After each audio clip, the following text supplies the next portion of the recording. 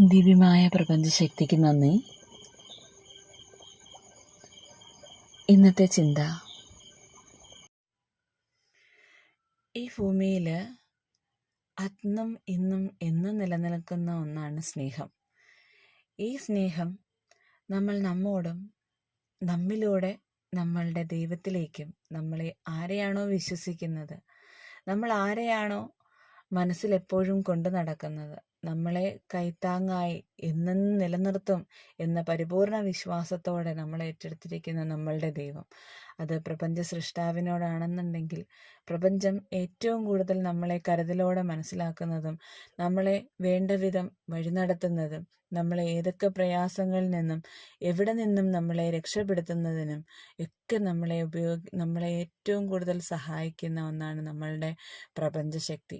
ആ പ്രപഞ്ചശക്തിയെ ഏറ്റവും കൂടുതൽ സ്നേഹിക്കാനും മനസ്സിലാക്കാനും അറിയാനും കഴിയട്ടെ എന്ന പ്രാർത്ഥനയോടെ have A great day. Thank you so much.